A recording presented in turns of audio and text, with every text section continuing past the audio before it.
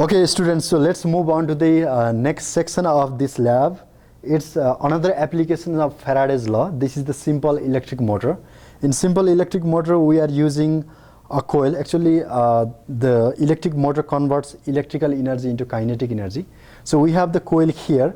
This is the coil we are using on this demonstration, and so you can see this coil is the same one, so it's the bigger one. So here the half portion, if you see, the half portion of the coil is stripped of the enamel. If you see here, there is no enamel on the half portion. The same thing here, and another half portion there is enamel. That means half portion conducts and half portion doesn't conduct. So here, if these two part toss these two stand, then there will be current on the circuit. But if these two insulating part toss on these two stand, there will be no current on the circuit.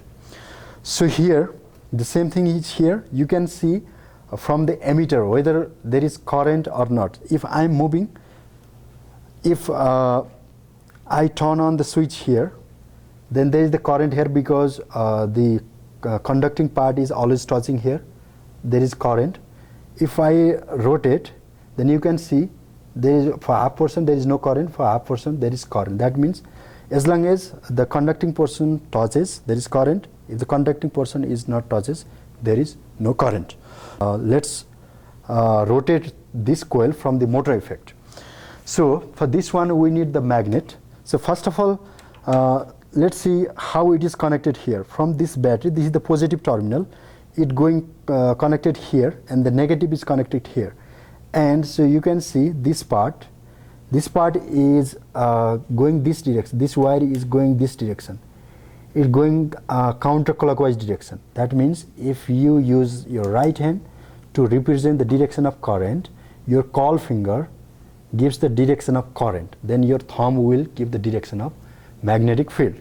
That means the magnet analogous to this current loop is this. This is the magnet. Now, so in order to see the motor effect, in order to see the rotation on this coil, we need to use the magnet. So by using the magnet, from the interaction between this magnet and the magnet which is corresponding to this current carrying loop, so there will be a rotation on this coil. So let's see how it rotates. So here I am using the magnet. The south pole is this direction. Now if I turn on the switch here, then the current will go. And first of all, I need to give some momentum at the beginning. So and then after giving momentum, it starts and it rotates as long as you keep the magnet here. So if you move the magnet backward, then there will be no rotation. If you put the magnet close to this coil, there is rotation.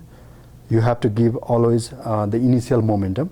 And you can see here the deflection is here because it's rotating. Half portion it giving the current, half portion it doesn't giving the current. Now, so if you are looking from this side, it's rotating counterclockwise. This is rotating like this. That means it rotating counterclockwise. This shows the motor effect. And if you are moving the direction of the magnet, then it's moving the other way. So it completely depends on the interaction between two magnets, how they interact. By switching the magnetic pole, it goes other way. That means the direction of the magnet analogous to this current loop would different. Now again, so if we change the polarity of those two battery, let's say if we are putting this one here and this one here, then we can also change the direction of rotation of the coil for the same arrangement of the magnet. So if we do like this, and if we put the south pole here, then it should go the other way. It's not going rotating counterclockwise. It should go this direction. It's rotating this direction.